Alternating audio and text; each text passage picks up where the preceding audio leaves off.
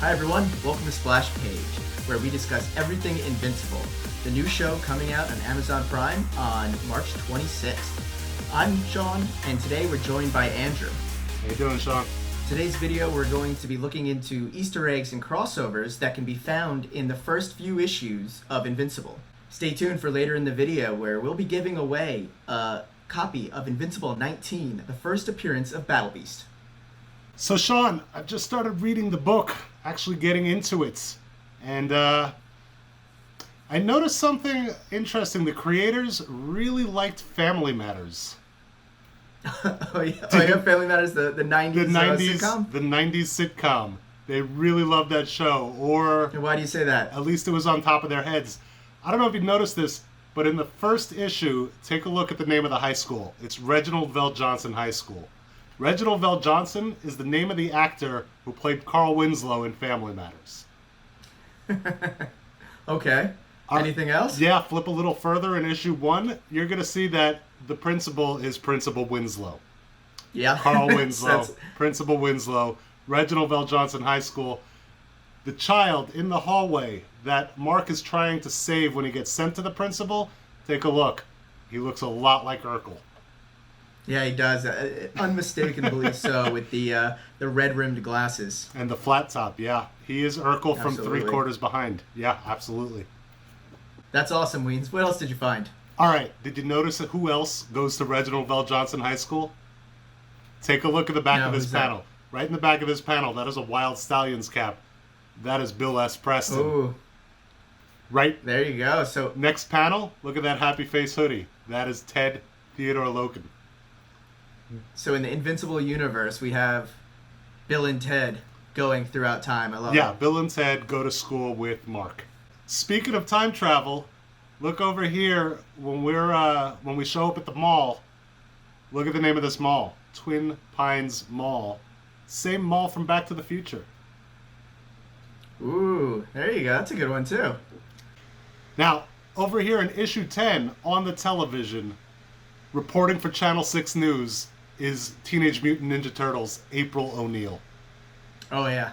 Another no-doubter. Yeah, it's 100% They knew what they were her. drawing into that panel. That's her channel. That's everything right there. And I don't know if you noticed this, but like a Where's Waldo of the Invincible universe, Charlie Brown keeps just popping up everywhere. And so, I mean, it's either Charlie Brown or just the style is really strange. It's a very in popular Invincible's high yellow. school. It's a very popular yellow striped shirt in this world. Do you know what this panel from issue number 9 is referencing?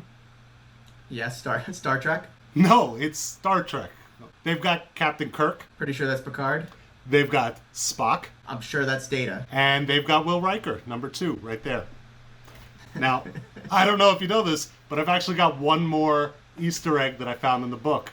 If you go all the way back to issue number 2, another student that Mark goes to high school with, there's that sickle and hammer on his shirt. There's that iconic Jerry curl.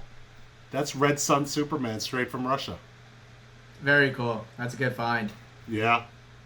All right, Weens, let's go through some pretty obvious homages to DC's Justice League that were blatantly and intentionally ripped off for Guardians of the Globe.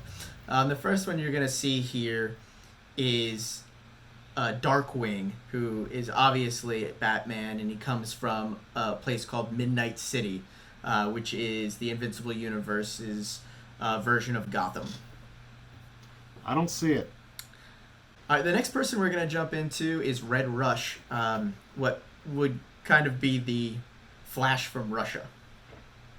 And in a comic, he's actually fighting someone that's wearing a yellow suit, which also kind of looks like it could be just Reverse Flash or, I guess, Yellow Rush.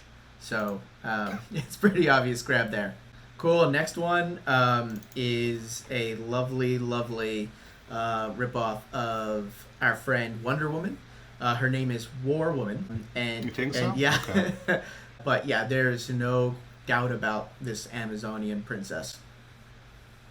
All right, if you say so. The next one is what I would consider a more handsome version of Aquaman. This is Aquarius. And yeah, he has all of our wonderful friend Aquaman's powers. Now that one's an uncanny look-alike. Exactly. You can tell that ripoff. The next two is a little partnership. We have the Green Ghost and Martian Man, which are obviously ripoffs of Martian Manhunter and the Green Lantern.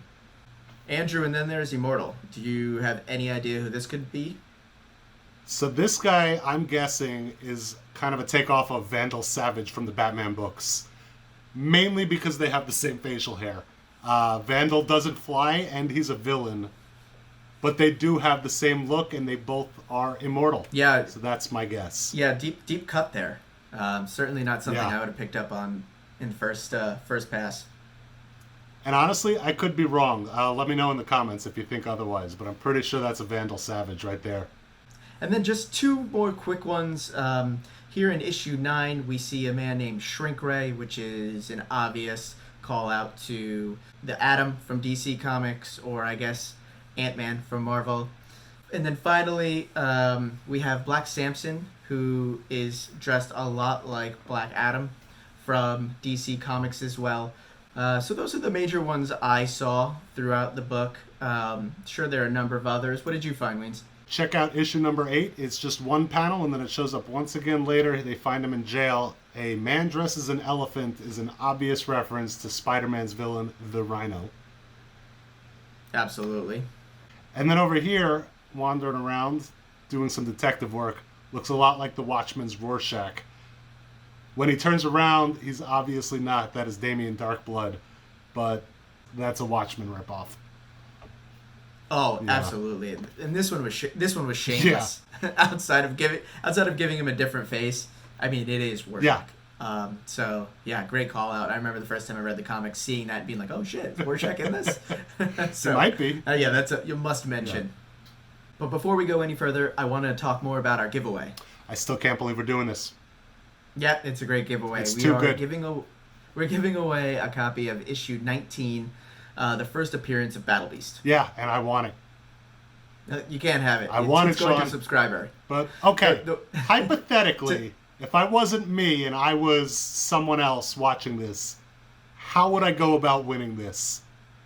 For your chance to win. Yeah.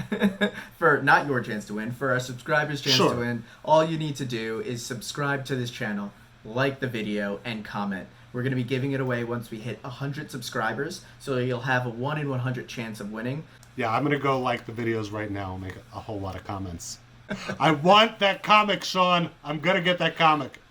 Also a cool call out is Kirkman used a bunch of characters he either wrote for before or created in this universe. So you'll see Savage Dragon, who was a police officer in Chicago, even though he is bright green and has a fin on his head. But he is kind of a hard-boiled cop with super strength. Next, we have Brit. Brit shows up in a few spots within Invincible. And his superpowers are pretty interesting, where he is a man that is impervious to pain and can't be hurt. But like most superheroes who have that power, he doesn't have the other side of it. So his strength is he's just a normal man. If he punches you, it's as hard as he can punch you as a human. He has no additional strength. So really, he just can't get hurt. That's his only superpower. Really, his superpower is being invincible? Ironic, right? And I'm hoping British, otherwise that's an unfortunate name. Yes, he is. The next guy I want to mention is Super Patriot. Super Patriot was a World War II soldier who got captured by the Nazis and experimented on. And guess what happened? The experiments gave him superpowers. So he was able to break out of the Nazi imprisonment and became a superhero with super strength, super agility. And a super bright costume. Yeah, he's essentially Captain America. Cool. Another nice call out in this panel is Why the Last Man, which I don't believe Kirkman had anything to do with, but it mentions that there are other dimensions, and that in one of the dimensions, all the creatures with the Y chromosome were killed by a virus, and that is, for anyone who knows, the plot of Why the Last Man. Oh, cool. And then in this panel, you see that Invincible makes a little snide remark about the Phantom Menace Star Wars movie, where he makes fun of the walls of water that you can walk through and be dry on one side and wet on the other. I think another cool thing is they use a lot of Our World bands. So you'll see a couple t-shirts. I'm imagining this t-shirt is AFI. This shirt is obviously Tool, and we have a just straight up Slayer shirt. So you know they have the same music we have. While they have the same bands as us, they apparently don't have the same stores. Instead of Toys R Us, they have Toys Be We. And then instead of Victoria's Secret, they have Vicky's Private. Which sounds dirtier. I was gonna say I don't think it would get as much business as Victoria's Secret would, but it's fun. Over here, you'll see a pile of zombie movies that Nolan and Mark watched together, and it's kind of a nice nod to the fact that Kirkman was also writing The Walking Dead at this time, so it's just cool to see him throw a little zombie reference into this book. Finally, my favorite shirt, and it caught my eye, and Andrew, I know it caught your eye too, because it starts with Magnum Pie, Yes. with a pie sign, but I actually love the back of it more. Explain. The back says, Take it, Brandon. which I just thought had to be something. So after some quick looking into it, it's actually a line from Scary Movie. Really? Yeah, where a character who is playing straight is actually homosexual, and makes his girlfriend wear all of his football equipment for them to start having sex. And he yells, Take it, Brandon. So, nice, really niche call out, and I can't imagine it being anything else. It's got to be a reference to that. Yeah, I don't think anyone else has ever said that in film or media. Right, 100%. And the thing about William too, and sorry for the spoiler, is he is gay. At the end of the comic, he comes out as homosexual, so it's totally fitting, and you can tell that they had this idea for him the whole time, even though it's not made aware of it until the end. What else did you find in here? This is a little random one, but you see this kid or this bully with his hood up with little flash ears or flash wings off of his hoodie. So obviously a call out to that. Nice Flash reference. We got anything else in here?